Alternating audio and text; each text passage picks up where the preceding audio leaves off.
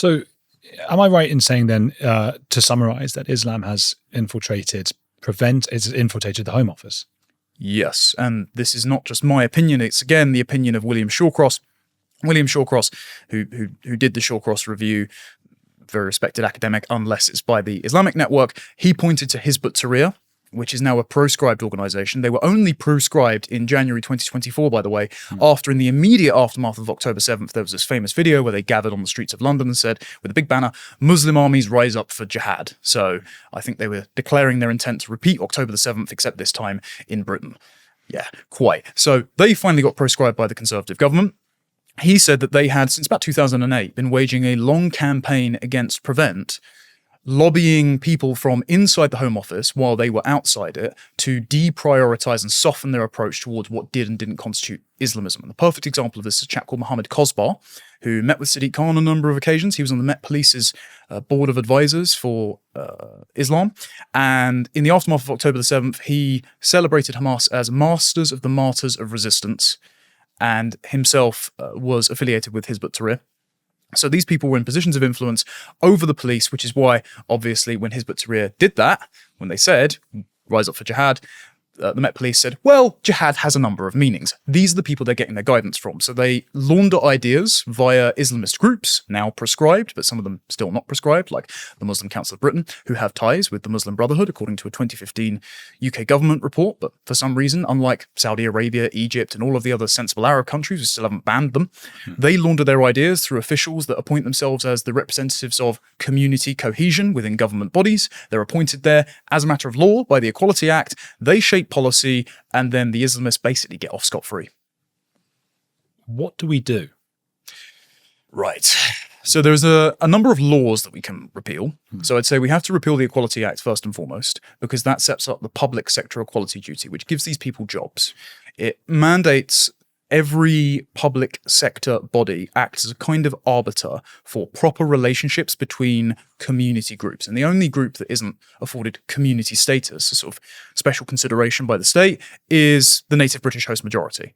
So the group that actually typically causes the least trouble, turns out. So the government currently is arbiting what constitutes these groups' interests and sort of pitting them against in a divide and conquer strategy against the British host majority. Equality Act needs to go. Get rid of that malicious compliance mandate. Get rid of all the speech codes that they use to enforce these laws. That would be the Malicious Communications Act, the Public Order Act, the Online Safety Act, non-crime hate incidents that were brought in 2014 as a consequence of the Macpherson report in 1999. Get rid of all that. We shouldn't be policing speech on behalf of protected characteristics. And we'd also need to get rid of the Constitutional Reform and Governance Act, because as you spoke about with Liz when she came on your show before, in 2010, the Blair and Brown government put the civil service on rails because they codified the Civil Service Code, which mandates the civil service must be neutral, into law, which means that if ever a minister comes up to a civil servant and said, "You're not doing your job properly, you're polluting your job with ideological activism, you need to go," the minister would be accused of politicising the civil service, because the civil service itself is deemed to be neutral. And so whatever they do is just the business of the day. If the democratically elected government wants to get rid of a civil servant not doing their job, they are tied up in investigations and told, no, you can't do that. So get rid of the Constitutional Reform and Governance Act and make all civil servants hireable and fireable like the upper echelon are in Washington, D.C. That would reinstate accountability. However, I do think with the level of rot that runs deep with the examples I've been reporting on, we need a kind of Truth and Reconciliation Committee, because the level of like psychological scarring that's happened to this country because they've been gaslit by their own nation is so extensive. We need to get it all out in the open, and people do really need to go to prison for this stuff. What would that look like, informing the country of what's been going on? Is it basically this podcast episode being amplified, which I wouldn't object to? I would hope so, but I don't think I'm nearly that important. I'm happy. I am, though.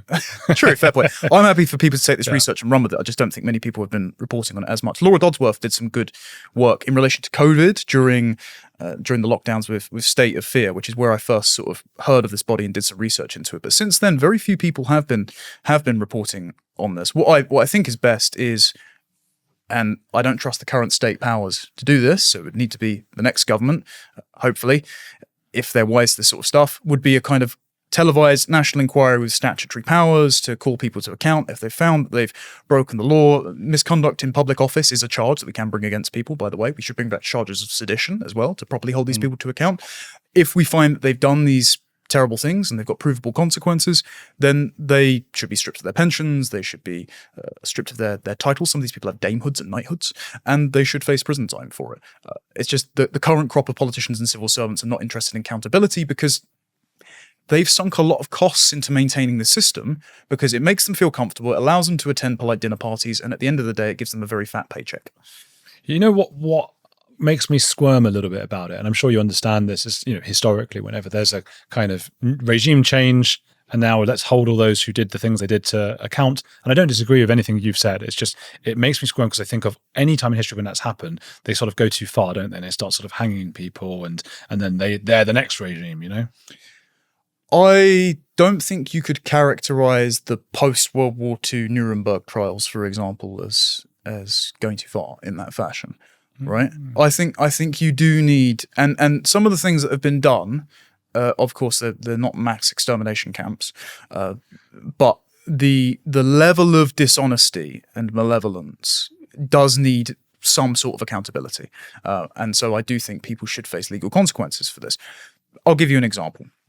So if people don't know what Raiku does, it engages in what is called controlled spontaneity exercises as soon as a terror attack happens. And what this entails is busing imams out to the site of the terror attack, taking photos, releasing prefabricated hashtag campaigns online, using bot accounts to amplify this. The military has a cyber warfare division called the 77th Brigade, which not only monitors the lawful speech of citizens, but also uses bots to attack them in the comments or amplify narratives the government wants. And it also stages events and controls the front pages of newspapers and media coverage on television to ensure the government message gets out there. Good example of this is the 2017 Manchester arena bombing. Don't Look Back in Anger was centrally planned by the government. Explain what that is for those who don't remember. Don't Look Back in Anger was the message that was immediately broadcast after the Abedi brothers made a pressure cooker nail bomb and walked into an Ariana Grande concert and killed, I think it was about 20 people, including many children. The government's message before the bodies of those girls were even cold and identified by their parents was, you can't be upset about this. So they helped orchestrate the messages, they helped orchestrate the concert afterwards. And we know this because disaster planner Lucy Easthope actually wrote in The Guardian a little while after, saying that messages of resilience and the message that we will overcome might not have been the right one. We were a bit too soon. So her conscience was nagging at her about the fact that there was not a period for reflection. Immediately rushed out the door by Raiku was this message of, you can't look back on this. You have to keep looking forward. Don't blame the people that were basically accountable. And you think this was partly influenced by Islamism itself. 91% watching Heretics clips are not subscribed. Quick favor, hit subscribe. Free, takes 2 seconds, and helps us question everything together.